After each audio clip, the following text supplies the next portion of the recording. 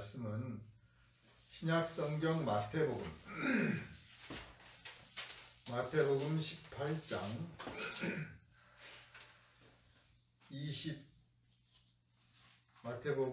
8장 18절에서부터 22절, 그리고 누가복음 9장 57절에서부터 62절.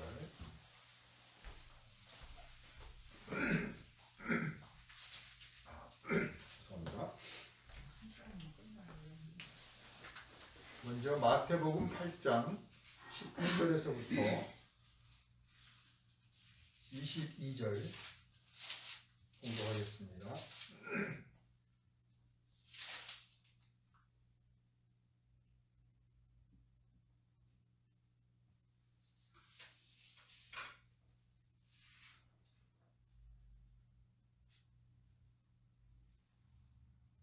잘못되어 있어요. 주보가.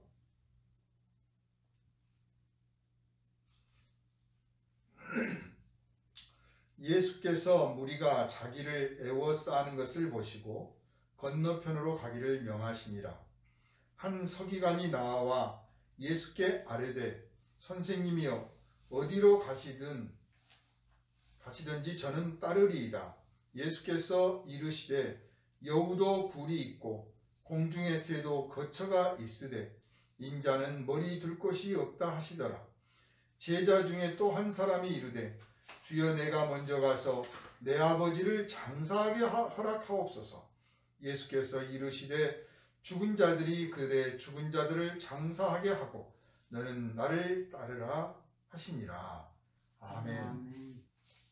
누가복음 9장 57절에서 62절 보겠습니다.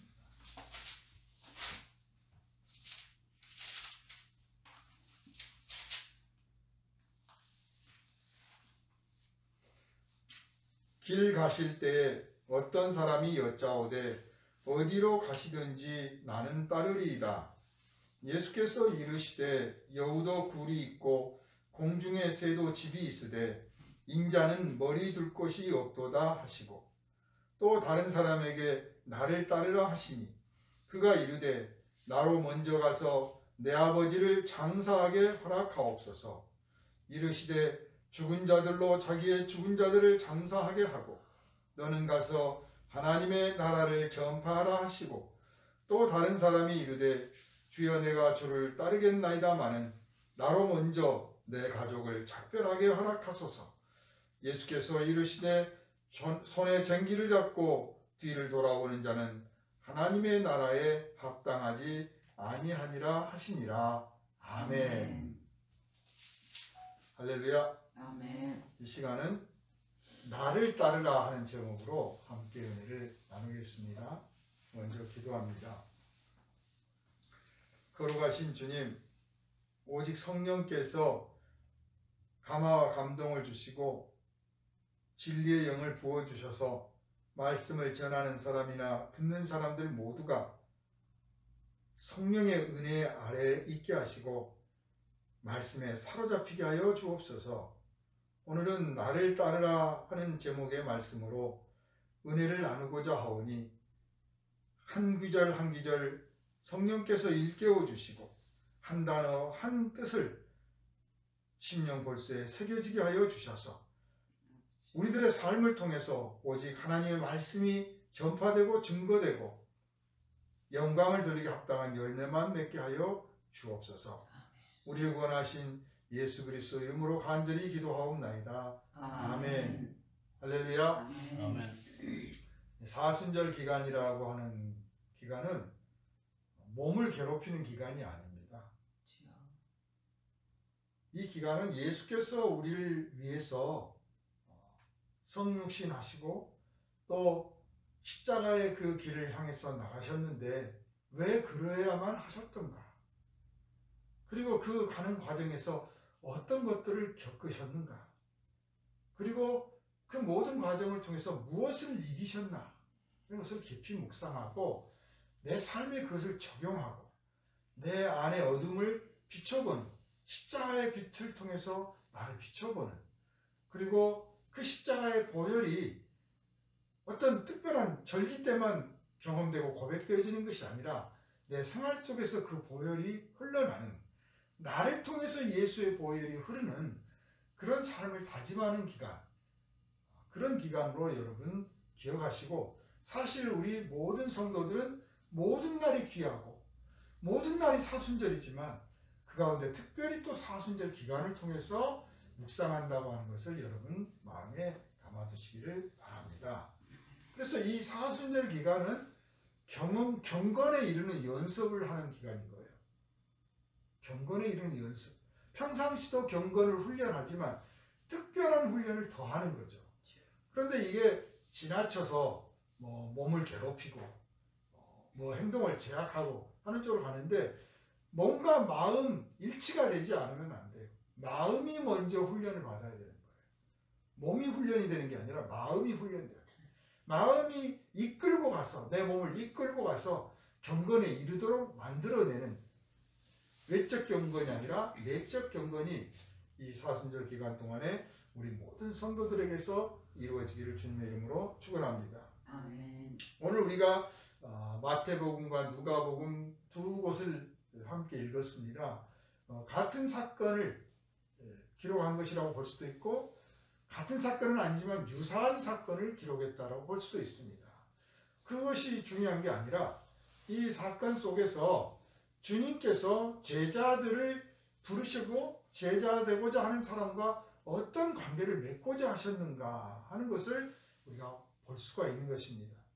다시 말하면 주님을 따르려고 하는 사람들, 자발적이 됐든 간에 혹은 자발적이지 않든 간에 주님을 따르려고 하는 사람들에게 주시는 주님의 아주 짧은 세 개의 교훈이 들어있다, 이렇게 볼 수가 있습니다. 그래서 세 개의 교훈이라는 것은 결국 말하면 세 개의 유형에 대한 말씀인 거예요.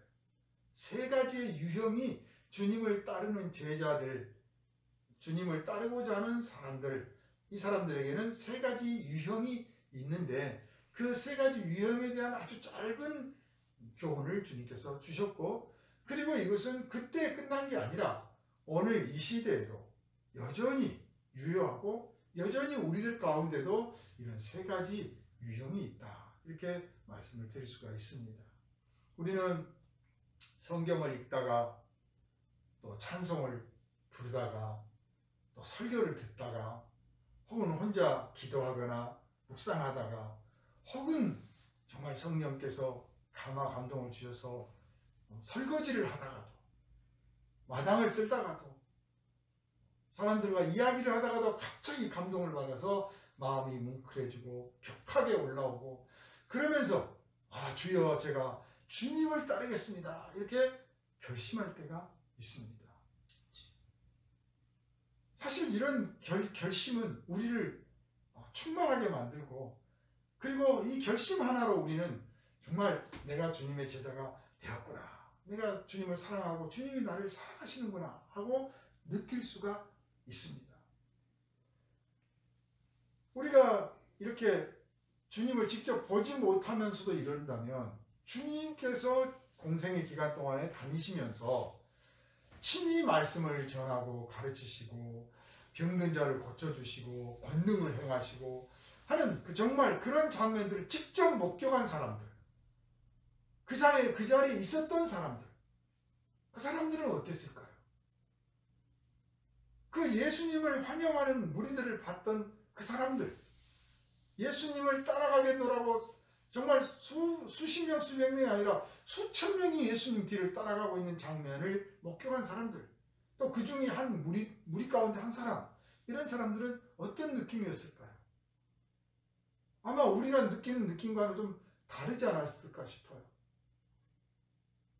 굉장히 감동적이고 충만함을 느끼는 거죠. 혼자 믿는 믿음이 아니라는 거예요. 혼자 느끼는 어떤 감동이 아니야. 이 수천 수백의 사람들이 함께 있으므로 그 안에서 벅찬 어떤, 마치 지금 당장 하나님의 나라가 여기 왔구나 싶은 그런 감동조차 많이 느꼈을 거라고 생각이 듭니다. 또한 예수께서 간음 현장에서 붙들려 온 여인을 대한 장면도 있습니다만, 그 말고도 뭐 나사로의 집에 방문했다든지 어떤 바리새인의 집에 방문했다든지 뭐 등등 여러 사람들과 또 예수님께서 눈길을 마주치셨어요. 그냥 교훈의 말씀만 하신 게 아니고 그냥 따뜻하고 다정한 말씀을 직접 나누신 사람들도 있어요. 어떤 혈루병을 걸렸던 여인, 귀신 들린 아들을 둔 아버지, 이런 사람들은 어떤 느낌을 받았을까요? 그분의 그 따뜻한 눈빛, 부드러운 손길, 그 부드러운 목소리, 이런 걸 통해서 감동을 받고 뭔가 마음에서 푹 올라오고 결단하는 게 있었을 거란 말이에요. 그런 사람들 가운데서 그 감동을 이기지 못하고 이제 고백하는 사람이 여기 나왔습니다. 사실 우리가 이 감동 자체는 거짓이 아니죠. 누가 거짓으로 감동을 느끼겠습니까? 감동이야말로 진실한 거예요. 그리고 그 진실한 감동에 의해서 어떤 고백을 하고 어떤 결심을 하고 어떤 주장을 사람들에게 말할 수 있는 거예요. 이건 거짓이 아니에요. 순수하고 진실한 것입니다. 그래서 주님 앞에 결심을 합니다. 그런데 주님께서는 이 결심이 거짓된다, 이 감동이 거짓된다, 이렇게 말씀하시는 게 아니고, 그렇게 결심하였으나, 그렇게 고백하였으나 그 다음 일을 네가 알고 있느냐 하고 물으시는 거예요. 그 다음 일. 그러므로 진실하기는 하지만 진정한 것인가에 대해서는 부족하다는 거예요. 진실하지만 진정성이 부족하다. 이게 참 어려운 표현 같지만 사실 우리 인간 사이에서도 그렇습니다. 나 당신 사랑해, 너 좋아해. 정말 음식을 같이 먹었을 때, 여행을 같이 갔을 때, 어떤 선물을 받았을 때 등등 우리가 감동받을 때가 참 많아요. 그래서 내가 정말 너 좋아해, 너 믿어. 그 감정은 순수합니다. 그런데 진정한 것인가 라고 한다면 그게 그렇지 않다는 거예요. 진정한다고 하는 것은 오래가는 것이거든요. 끝까지 가는 것이거든요. 그게 진짜죠. 잠시 잠깐의 사랑이 사랑이 아니고 끝까지 가는 사랑이 사랑인 거예요. 잠시 잠깐의 믿음이 아니고 끝까지 가는 믿음이 믿음인 거예요. 잠시 잠깐의 충성이 아니고 끝까지 하는 충성이 충성이에요. 주님이 원하시는 사람은 그 사람이에요. 주님이 바라시는 사람이 바로 그런 사람이에요. 왜냐하면 반대로 우리가 하나님께 요구하는 게 그런 하나님이에요. 하나님이 기분 좋을 때는 우리 하나님 됐다가, 기분 언짢으면 하나님 안 됐다가, 우리가 잘 바치면 하나님이 우리 편이었다가, 우리가 안 바치면 하나님이 우리 편이 아니시고, 이런 식 하나님은 우리 원하지 않아요. 하나님은 끝까지 하나님이십니다. 그렇듯이 하나님도 내가 너의 하나님이 되리니, 내가 너의 구원자가 되고 내가 너의 보호자가 되리니 너도 나에게 그렇게 되어라 하는 거죠. 그래서 오늘 본문을 통해서 주님은 우리에게 진정성에 대해서 묻고 계신다, 이렇게 정리해 볼 수가 있겠습니다. 이 진정성에 대해서 요구하시는 이유가 이게 특별한 경우 때문이 아니에요. 우리는 오늘 본문을 읽으면서도 그런 느낌을 받습니다. 아, 이게 특별한 사람들이 이렇게 제자가 되는구나. 이 주님의 부르심을 받은 제자가 된다는 것과 제자가 아니면서도 주님이 주시는 혜택을 누리는 것을 구별했던 게 바로 중세시대예요.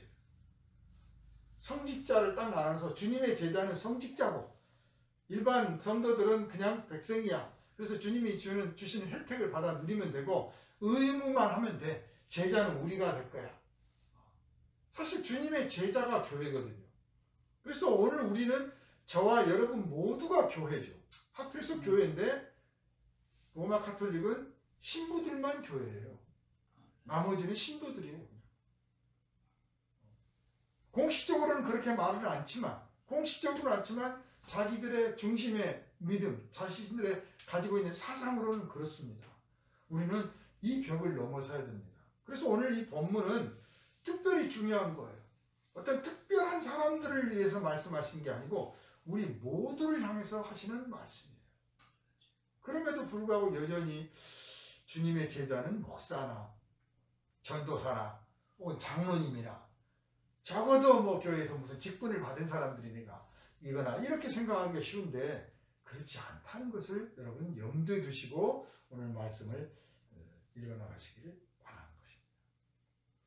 먼저 이제 본문에 나타나는 이 세 가지 유형 중에서 첫 번째 유형을 중심으로 한번 말씀을 나눠보겠습니다. 그런데 이 첫 번째 유형을 가지고 말씀을 나누기 전에 먼저 한번 생각을 해봅시다. 너는 왜 나를 따르려고 하느냐? 아까 제가 예수님 당시에 그 예수께서 권능을 베푸시고 행하시는 모든 것을 보고 정말 감동을 받고 한마디로 말하면 반해서 예수님 따라가지 않을 사람이 없는 거죠. 예수님 가실 때 4,000명, 5,000명이 따랐다고 하는 것은 예수님 좋아서 따르는 거 아니에요. 그들에게 이제 예수께서 뒤돌아서서 여러분은 왜 나를 따르러 가십니까? 또 한 사람 지목해서 당신은 왜 나를 따라옵니까? 라고 물었을 때 아마 그분들 대답이 그럴 거예요. 저는 당신이 좋아요. 저는 예수님이 좋아요. 그러지 않겠어요? 정말 당신이 멋져요. 예수님 정말 멋져요. 예수님 정말 놀라워요. 저는 그거 보기만 해도 좋아요. 여러분, 우리 많은 그리스도인들이 나는 예수님이 좋아요. 나는 예수님이 멋져요. 나는 예수님이 하시는 그 모든 것들이 너무 좋아요. 멋있어요. 난 따르고 싶어요. 그런 심령으로 따르고 있는 사람들이 많습니다. 이게 잘못은 아니죠. 또 어떤 사람들은 나는 그 선생님의 그 말씀을 듣고 있으면 속이 확 뚫리고 머리가 확 열리는 것 같습니다. 나는 진리의 말씀을 듣고 배우고 싶습니다. 내가 어디 가서 이런 가르침을 받겠습니까? 나는 당신이 좋습니다. 이런 사람도 있을 거예요. 모두 좋습니다. 순수하고 진실한 믿음과 사랑만 있으면 누구든지 주님의 제자가 될 수 있습니다. 제자가 따로 있는 게 아니고 그렇습니다. 그냥. 문제는 그렇지 않은 사람이 문제예요. 내가 그렇게 나는 그냥 단순히 예수님 좋아서 예수님 믿는 거예요. 나는 단순하니까 다른 사람도 다 그런 줄 아는데 안 그런 사람도 더러 있어요.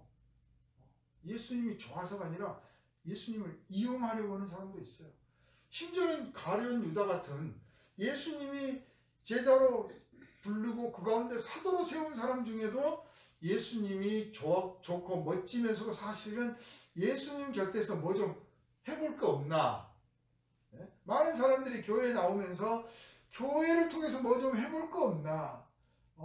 장로님, 집사님한테 뭐 좀 부탁해서 어떻게 이루면 좋겠다 하라고 하는 사적인 목적, 사사로운 목적뿐만 아니라 이기적인 목적을 가지고 올 때도 있어요. 물론 그런 사람들 다 찾아내서 색출해가지고 나가라! 뭐 그렇게 할 일도 아니고 그럴 필요도 없겠죠. 주님은 그런 사람도 포용해 주십니다. 그렇게 왔으나 사사로운 목적으로 이기적인 목적으로 왔으나 주님의 말씀을 듣고 기도하고 또 성도의 진실한 교제를 나누다 보니 내가 이런 마음 버리고 이런 생각 버리고 이런 습관 버리고 오직 주님 바라시는 기뻐하는 거룩한 성도로서 살고 또 성도로서의 본분을 다해서 성도의 교제를 나눠가야겠구나 하고 변화받기를 원하시는 것이죠. 오늘 우리는 이런 부르심 앞에 있다라고 하는 것을 깨달으시기를 바랍니다. 아멘. 주님의 제자가 되는 사람, 주님을 따르는 사람. 제자는 뭐냐? 제자, 신도, 성도, 교인 뭐 따로 있는 게 아니라 주님을 따라가는 사람은 다 주님의 제자입니다. 주님 곁에 가까이 따라가는 사람이 있고 조금 멀리 따라가는 사람도 있겠죠. 그러나 주님이 가신 길을 향해서 같이 가는 거예요. 그 모든 사람이 제자입니다. 그런데 그 주님을 따라가는 사람은 딱 두 가지 유형만 있어요. 하나는 난 주님을 보니 멋있어. 주님의 말씀을 들으니 정말 좋아. 주님이 하신 일을 보니까 너무 놀라워. 나도 좀 따라다녀야지. 그래서 자원해서 따르는 사람이 있어요. 그런가 하면 주님께서 너는 나를 따라오너라. 당신 날 따라와라. 이렇게 해서 따라가는 사람이 있어요. 그게 주님께서 부르시지 않았는데 지가 따라간 거니까 그건 무효라든지 주님은 당신이 지명해서 불러낸 사람 말고 그냥 자발적으로 따라온 사람은 뭐 취급을 안 하고 대접을 안 해준다든지 그러지 않습니다. 주님은 누구든지 주님을 따르기를 원하시고 누구든지 내게로 오라 그러셨고 누구든지 내게로 오는 자를 내가 막지 않을 거라고 하셨어요. 그래서 자원에서 갔든 부름받아서 갔든 주님의 제자는 마찬가지라는 거예요. 자랑할 것도 없고 무시할 것도 없어요. 나는 주님이 명령해서 따라온 사람이야. 너는 네가 스스로 왔지. 너 무슨 근거로 왔느냐. 이렇게 말해서도 안 되는 거예요. 그냥 당신도 주의 길 따라가시는군요. 나도 그렇습니다. 나는 주님이 불러서 가는데 당신은 자원해서 갔군요. 나보다 당신이 더 낫소. 하고 서로 인정해 줄 줄 아는, 존중할 줄 아는 그런 믿음들을 가져야겠어요. 아멘. 그런데 한때는 부르심 받지 않았으니 가짜라는 둥, 자원한 사람은 뭐 오버했다는 둥, 그게 성령이 주신 거냐 악령이 준 거냐 네가 어떻게 구별하냐는 둥, 참 많은 말들이 많았습니다. 그거 다 필요 없어요. 주님이 가신 그 길을 따라가는 사람이 제자예요. 부름을 받았느냐 자원했느냐가 아니에요. 부름을 받았으나 따라가지 않은 사람도 있고 자원했으나 가다가 중도에 포기한 사람도 세상에 많았습니다. 그래서 여전히 그 길을 따라가고 있는가? 같이 출발했는데 남아있는가? 이 목회자로만 보면은요, 신학교를 졸업한 사람의 10분의 1이 끝까지 목회를 합니다. 제 주변에만 봐도 저와 함께 졸업했던 분들, 또 제 선배들 정말 제법 많았어요. 처음 교회를 정말 멋있게 개척하신 분들도 많았어요. 그런데 지금도 목회를 하고 있는 사람은 불과 4명밖에 안 됩니다. 그러니 이게 쉬운 일이 아니라는 거죠. 다 부름받아 나선 이 몸 하고 나섰지만 얼마 가지 않아서 뜻을 꺾고 좌절하고 현실에 묻히고 포기하고 그렇게 됩니다. 그래서 지금도 그 길에 서 있는가가 중요한 거예요. 지금도 내가 가고 있는가? 내 뒤를 보니 따라오고 있는가? 앞을 보니 누가 가고 있는가? 이게 중요한 거지. 한때 내가 그랬었지. 이런 한때의 생각에 사로잡혀 있지 마시기를 부탁을 드리겠습니다. 이렇게 주님의 부르심을 받은 사람과 따라 나선 사람이 있는데 첫 번째 유형을 보면요.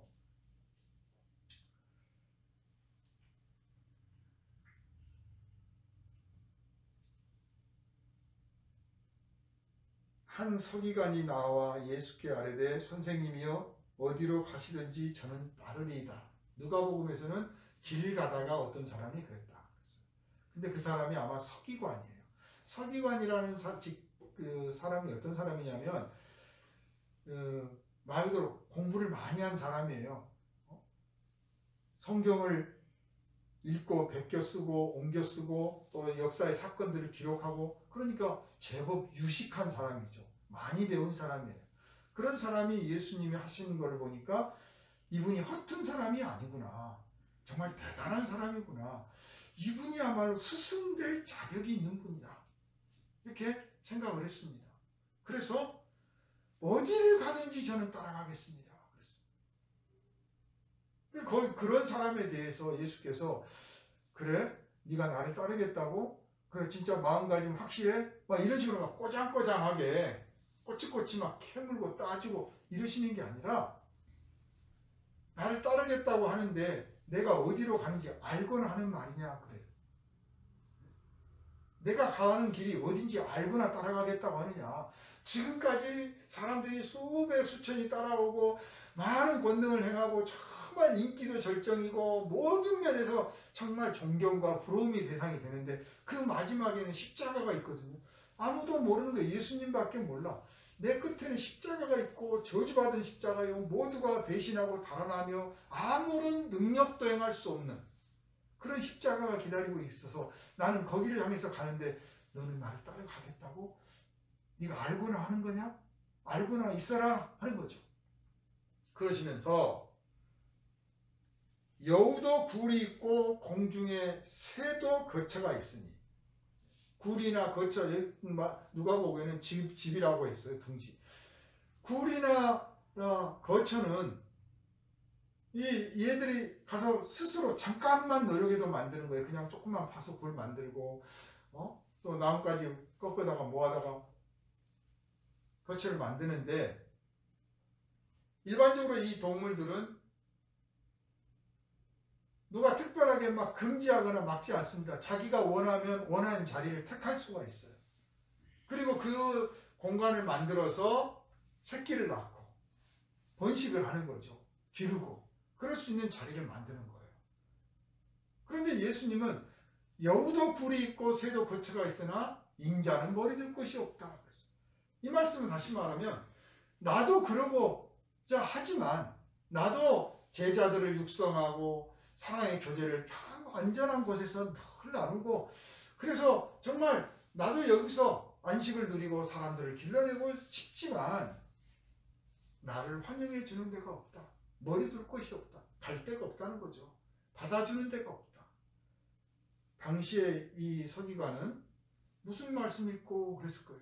왜냐 지금 당장 눈앞에는 수천 명이 따르고 환영하고 존경하고 그러고 있는데 그런 상황인데 인자가 머리 둘 곳이 없다. 그러니 이게 무슨 말씀입니까? 참 알 수 없는 말씀이에요. 그러니까 예수님의 그 아름답고 멋진 모습을 따라가는 것만 가지고는 제자가 안 된다는 뜻이죠.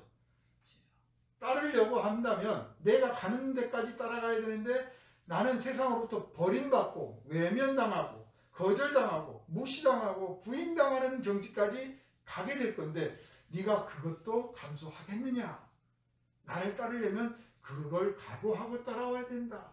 그냥 나를 좋아하고 내 은혜를 구하고 하는 것까지는 쉽지만 내 제자가 된다고 하는 것은 조금 고민해야 될 일이다. 결심이 필요하다. 그런데 나는 네가 마음에 든다. 한번 해보겠느냐?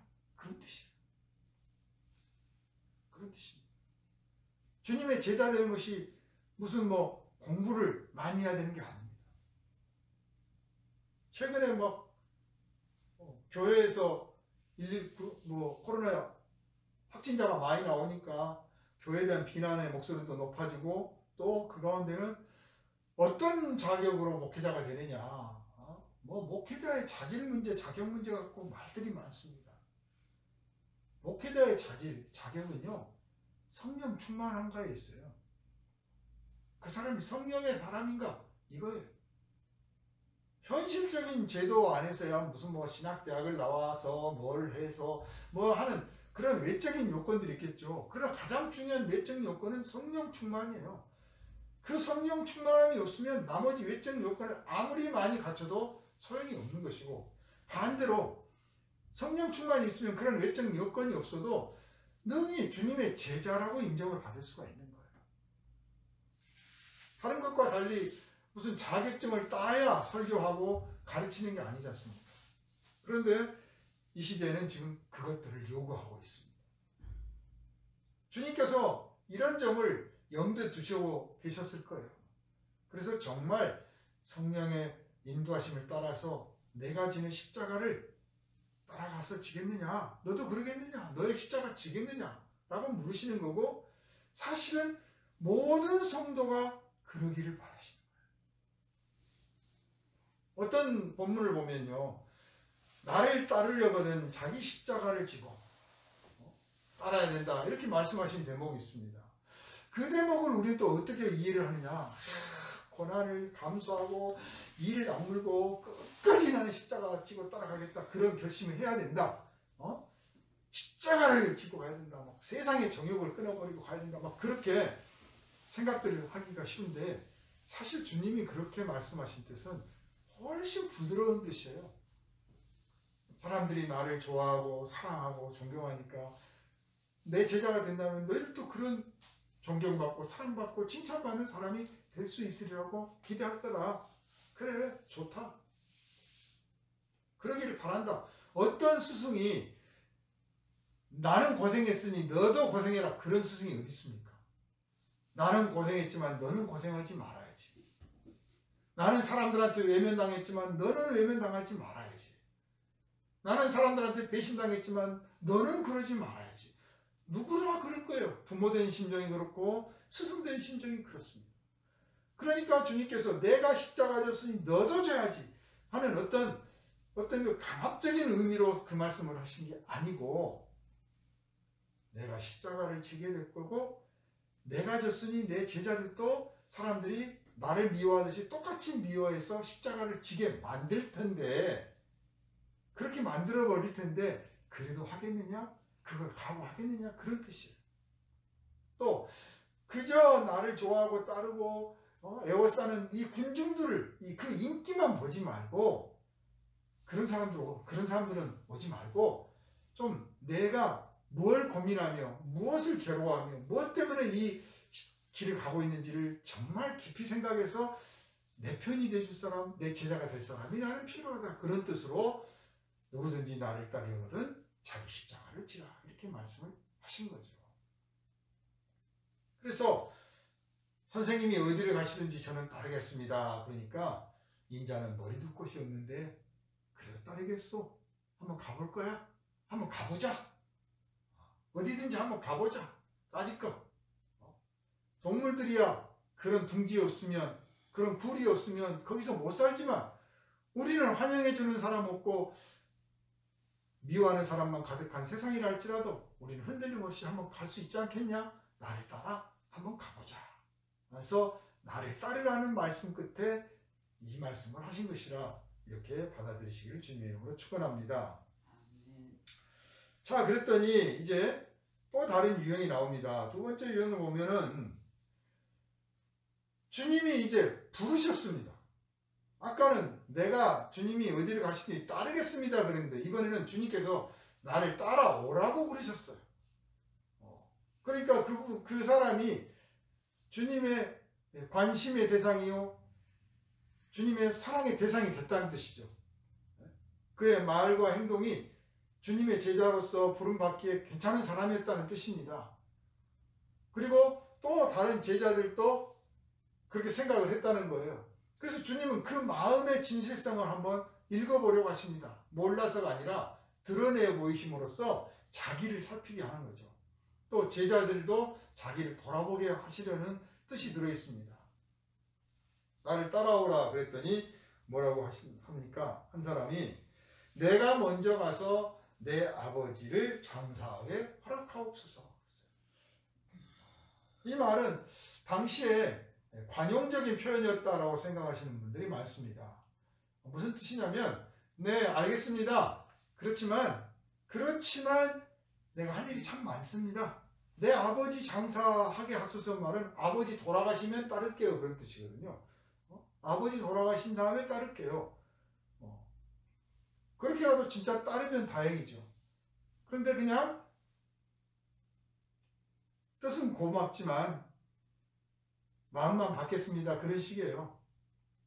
예, 무슨 말씀인지는 알겠지만 제가 이 삶이 워낙 얽힌 게 많아서요, 그게 쉽지 않습니다. 그래서 우리 아버지 돌아가신 다음에나 따를 수 있습니다. 그 말은 내 집안이 망해야 따라가는 겁니다. 아니면 내가 이거 다 털고 가야 되는데 이게 쉽지 않습니다. 그런 뜻이에요. 그래서 부르심을 받은 자는 많지만 택함을 받은 자가 적다라고.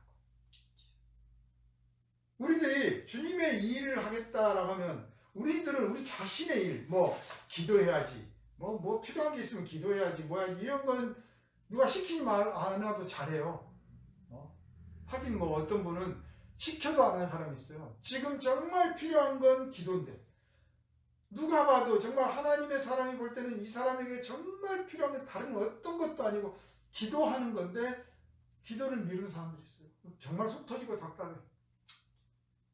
그런데 그 지경까지는 아니더라도 자기 일에 급하면, 필요하면 기도한다고 엎드립니다. 기도하는 데는 어때요? 그런데 그건 자기가 좋아서 자기 필요해서 그런 거고, 주님께서는 뭘 필요로 하실까? 우리 교회는 뭐가 필요할까? 그 일에는 게을러요. 그 일은 더디어 모든 일을 다 하고 마지막에 헌금을 해도 다 쓰고 남은 돈으로 해. 모든 게 그래. 다른 사람 만날 사람 다 만나고 마지막으로 만나고, 교회도 제일 그냥 시간이 남을 때 찾아오고, 성경도 마지막 할 일이 없을 때 읽고, 이런 식으로 우선순위에서 다 밀려 있어. 이 사람이 바로 내 아버지 장사를 먼저 하게 하십시오. 이런 사람이에요. 세상이 먼저인 거죠. 세상이 우선이에요. 그런 사람은 주님을 따라가려 갈 수가 없어요. 오늘 이 시대에 이 사람이 너무나 많습니다. 그런데 그 사람들은 왜 그런 생각을 하느냐? 주님의 제자는 목사나 장로나 전도사나 이런 사람들이 제자고, 전도를 하고 봉사활동을 하고 말씀을 전하고 가르치고 구제하고 뭐 하는 이 모든 일들은 그런 제자들이 하는 거고, 나는 뭘 내가 뭐 알겠어, 그저 감사하고 기도하고 헌금이나 바치고 그러면 되지, 이렇게 생각을 하는 거예요. 즉 제자와 제자 아닌 것을 자기가 알아서 구별을 하고 있어요. 자기는 제자가 아니라는 거예요. 그건 특별한 사람들이 하는 거라는, 그렇게 딱 선을 그어놓고 생각하니까 그러는 거예요. 그래서 다 밀어버려. 나도 제자야. 제자로서 큰 제자가 있고 작은 제자가 있고, 앞서는 제자가 있고 뒤서는 제자가 있고 따르는 제자가 있는데, 내 비록 앞서지 못하고 큰 일은 못하지만 나도 제자야. 그래서 주님의 일을 나도 감당하리라. 이런 생각을 하면 지체할 수가 없죠. 이 사람이 나로 하여금 내 아버지를 장사를 먼저 하게 해주십시오 라고 하는 말은, 당신의 제자는 특별한 사람들, 아주 특별한 사람들이 하는 거지 저 같은 사람이 해당되겠습니까? 뜻은 알겠습니다. 그렇지만 제가 인생이 복잡하고 하는 일이 많고 내 집안에 얽힌 게 많아서 이런 걸 좀 다 정리하면 저도 그때는 따라갈 겁니다. 그래. 어떤 분이요, 젊어서 마음에 부르심을 느꼈어요. 하나님께서 나에게 복음을 전하는 특별한 일꾼이 되기를 원하신다. 그럼 복음을 전하는 특별한 일꾼은 전도사가 되거나 선교사가 되거나 뭐 목사가 되거나 혹은 장로로서 그렇게 하는 경우가 일반적이고, 뭐 그렇지 않더라도 그냥 열심히 복음을 전하는 사람이 되어야 되는데, 딱 그런 직책을 가져야만 된다고 본인은 생각을 한 거예요. 그래서 하나님, 제가 할 일도 많고 집안도 챙겨야 되고 뭐 그러니 내가 반드시 하기는 하겠지만 지금은 아닙니다. 좀 기회를 주십시오. 그래가지고 그 부르심을 느낀 날로부터 무려 40년이 지나서 학교 교감 선생님까지 해서 딱 정년 퇴직하고 나서 이제 목사가 되겠다고 신학을 공부를 했어요. 그럼 몇 년 했겠습니까? 몇 년이나 했겠어요? 하나님은 아마 탄식을 하셨을 거예요. 목사가 안 돼도 얼마든지 할 수 있는 거예요. 목사가 되면 달라지는 게 있다면 세례를 베풀고 성례전을 할 수 있고 설교를 하고 뭐 이런 것들을 좀 특별하게 하는 것들이 있죠. 그러나 복음을 전하고 성도들에게 또 그리스도 밖에 있는 사람들에게 하나님의 나라를 선포하고 가르치고 전해주는 것은 목사 아니라도 얼마든지 하는 일이고 해야 되는 일인 것입니다. 그런데 우리들이 이 한국 땅에 있는 거의 많은 모든 크리스천들이 갖고 있는 생각이 그런 일은 특별한 사람들이 하는 거라고 딱 아주 공식화되어 있어서, 그러다 보니까 주의 부르심을 자꾸 미룬 거예요. 그나마 정년퇴직하고라도 했으니까 다행이죠. 그분이 이제 저한테 그러시는 거예요. 내가 이렇게라도 했으니까 참 감사하지만 하고 나니, 목사가 되고 나니까 내가 왜 이렇게 게으르고 미련했던가. 내 아버지 장사 치르고 난 다음에 따르겠다고 하는 사람과 내가 뭐 다를 바가 있나 싶다. 고백을 했어요. 우리 시간이 없습니다. 그러니까 나로 하여금 내 아버지 장사를 치르게 하여 주십시오. 그랬더니 예수께서 죽은 사람은 죽은 사람에 맡겨두고 너는 나를 따르라. 그렇게 말씀을 하신 거예요. 그게 뭐 세상의 도덕, 윤리, 법칙, 인간관계 이런 게 중요한 게 아니야. 내가 불렀고 나를 따르는 게 더 중요한 거야. 이런 식 뜻이 아니에요. 또 뭐 영적으로 다 죽었는데 그런 사람들은 뭐 가서 장례 치러주려고 하느냐. 그런 게 무슨 소용이냐. 영적으로 살아야지 하는 뭐 그런 영적 그것도 아니에요. 그럼 무슨 뜻이냐. 시간이 없다. 시간이 없다. 네가 그렇게 할 시간이 없다. 시간이 촉박하다. 우리가 시간이 촉박하다, 시간이 없다는 시간이 있을 때는 못 느끼는 거예요. 항상 지나고 나서야 느끼는 거예요. 아, 남은 시간이 얼마 없네. 좀 서두를 걸, 진작 그럴 걸. 네? 항상 그래. 지나고 나서 남은 게 얼마 없을 때 시간이 촉박하면 그때서 느끼는 거예요. 주님이 이 말씀을 하시는 것, 죽은 자들에게 죽은 자를 맡겨놓고 너는 나를 따라가는 것은 죽음이라고 하는 시간 속에 다 묻혀버리지 않느냐. 그 시간이 마치 영원한 시간 같지만 사실 언제 죽을지 누가 압니까? 이 죽음이라는 게 언제 다가올지 모르잖아요. 그렇듯이 아주 알고 보면 굉장히 너에게 남은 시간이 작다. 그런 뜻이에요. 시간이 촉박하다. 특별히 주님께서 이루시고자 하는 일. 이제 예수님은 성경 기록상으로 치면 예수님께서 이 땅에서 가지신 공생의 기간이 3년이라고 합니다. 3년.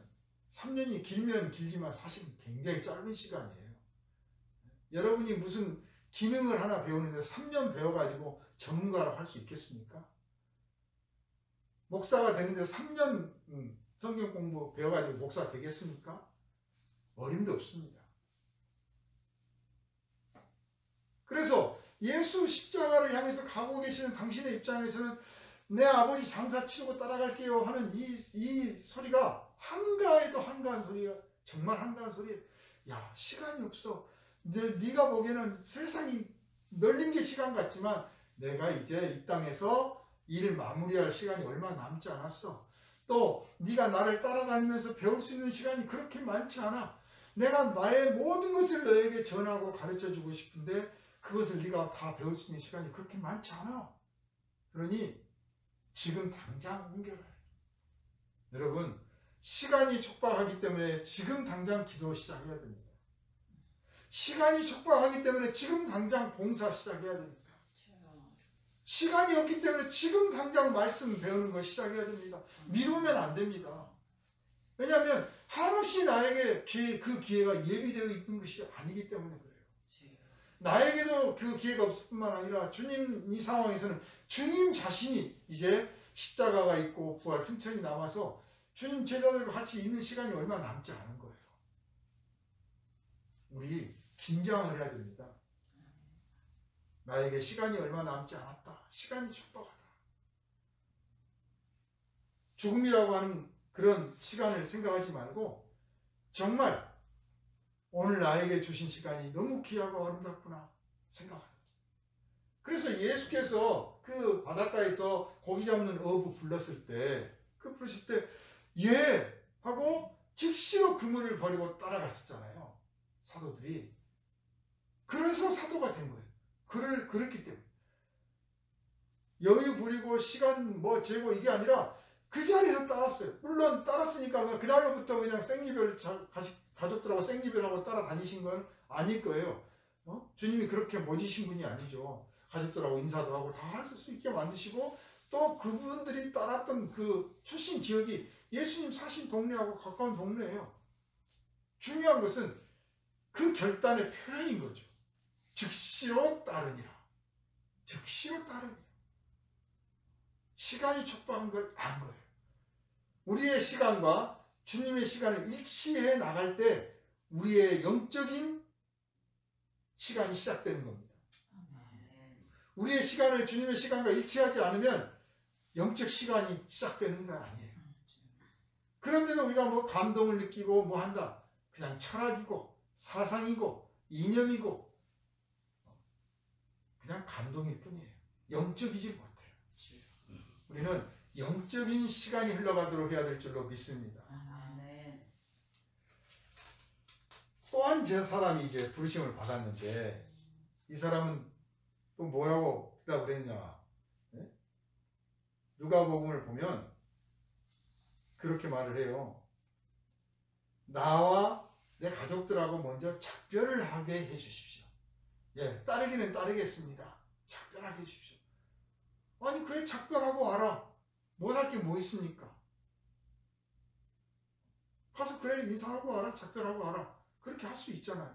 그런데 예수님이 이 사람의 태도를 조금 못마땅하게 보신 것 같아요. 그래서 이제 이 글을 읽으면서 많은 분들이 오해를 합니다. 주님을 따르려거든 가족이고 뭐고 다 버려야 된다. 실제로 그런 분들이 많아요. 근데 저는 오해했다고 봅니다. 말씀을 오해한 거예요. 실제로 그렇게 해서 정말 가족들을 버리고 떠나서 그 자기 가족은 세상에 타락한 자가 나오고 방탕한 사람 나오고 범죄인이 나왔는데 자기는 여전히 뭐 했냐고 내가 돌아보니 참 미안했다고 이런 분들이 있어요. 그러나 성경 어디를 봐도 자기 가족을 돌아보지 않은 사람은 믿음 없는 자만 못하다고 했으면 했지 자기 가족을 내팽개치고 따라오라고 하신 적이 없어요. 근데 왜 우리는 이 대목에서 이 사람이 자기 가족하고 작별하고 오겠다는 이것을 꾸짖는 것으로 봐서 주님은 그런 거 싫어하시는구나 하고 왜 그렇게 오해를 할까요? 주님께서 이 사람에게 그렇게 말씀하신 뜻은 이거예요. 미련을 두지 마라. 나와 내가 가족들하고 작별하게 해주십시오라고 표현을 했는데 사실은 미련이 많은 거예요. 그래서 이 사람 마음에 미련이 세상을 향한 미련이 많은 걸 아셨기 때문에 다음에 뭐라고 표현하십니까? 쟁기를 잡고 뒤를 돌아보는 자가 내게 합당하지 않다는 거예요. 그러니까 작별 인사를 정말 하고 헤어지고 오는 건 좋아요. 이전에 엘리야가 엘리사를 불렀을 때 내가 가서 작별하고 오겠습니다 그러잖아요. 그래라 그러시잖아요. 그러니까 정말 작별하고 오는 것은 문제가 아닌 거예요.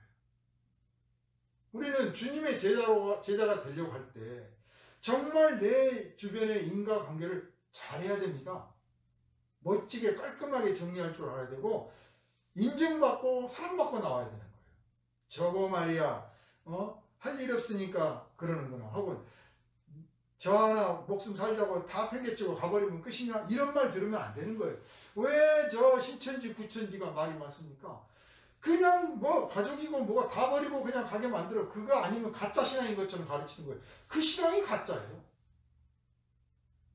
그 신앙이 가짜예요. 정말 예수 믿는 예수 따르는 사람이면 내 부모님이 반대합니다. 아 그래? 부모님이 인정하시고 이해해 주실 때까지 좀 참고 기도해라. 기도해라. 하나님께서 기회를 만들어 주실 거다. 그 정도도 못 참으시는 분이 아니에요. 하나님께서.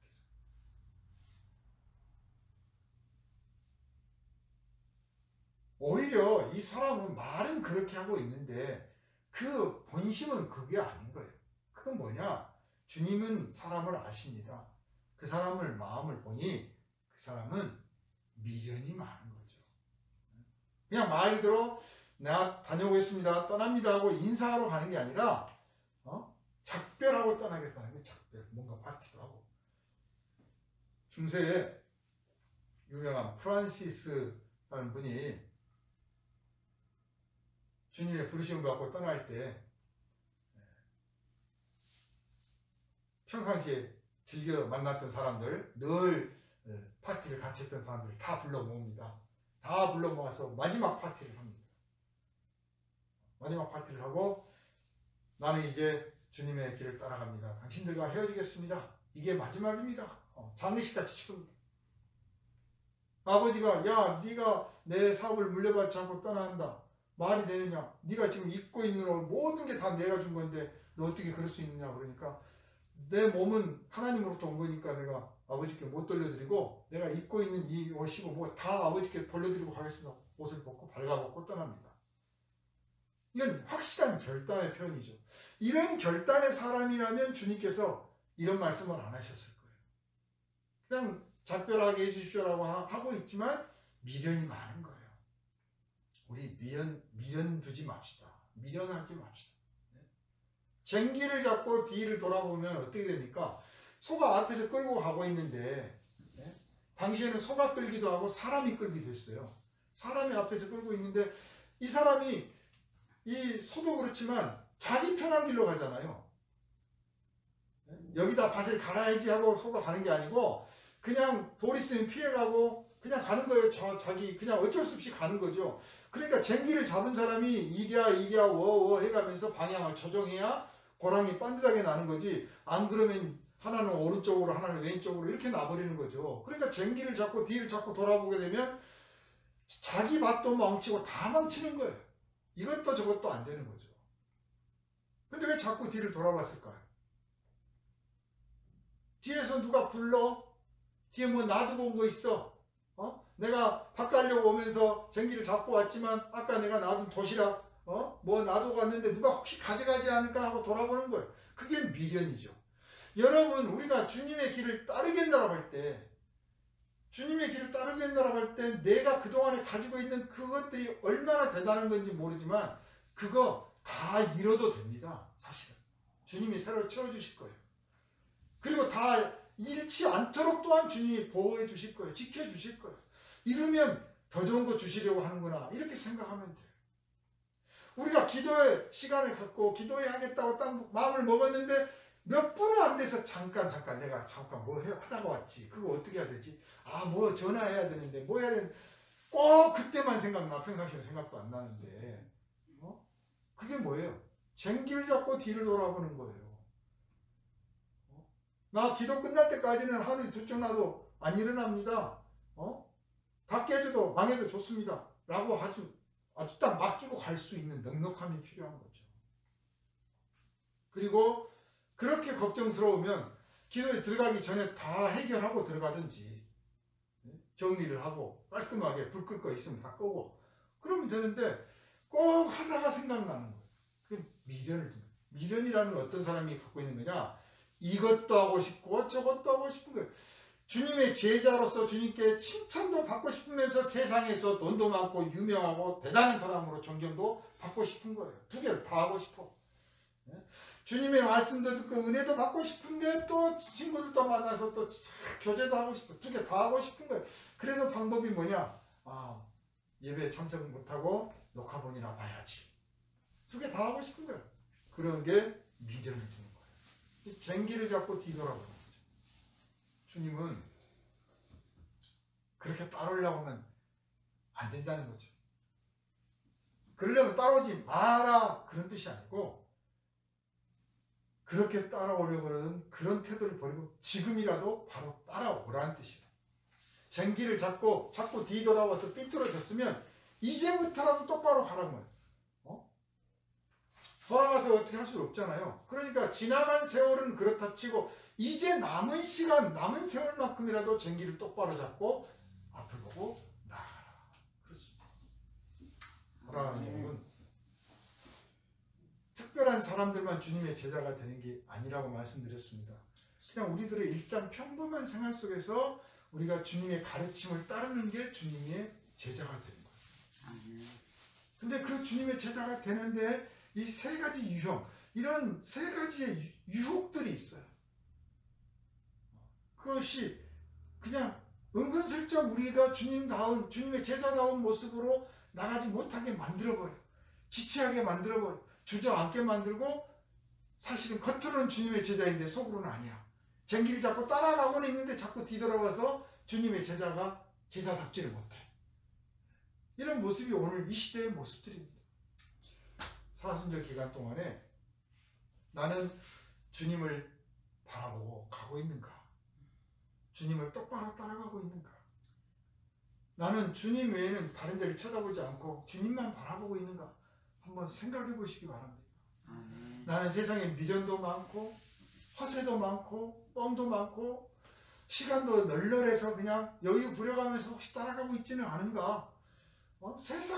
세상과 주님을 두 개를 다 움켜쥐고 두 개 다 갖고 싶어서 철부지처럼 그러고 있지는 않은가? 하나를 놓으면 더 큰 걸 주실 텐데 내가 그걸 못 놓고 있지는 않은가? 내가 이 나이에 뭐가 돼? 이런 생각 혹시 하고 있지는 않은가? 이제라도 불러주시니, 이제라도 내가 주님 제자가 됐으니 내 남은 생을 주님께 바치리라. 왜 그런 결심을 뜨겁게 하지 못했을까? 한번 돌아보는, 그래서 주님이 십자가의 그 길을 향해서 끝까지 가셨던 그 모습을 정말 사랑하고 담기를 원하는 그런 아름다운 고백의 기간이 되기를 주님의 이름으로 축원합니다. 아멘. 걸어가시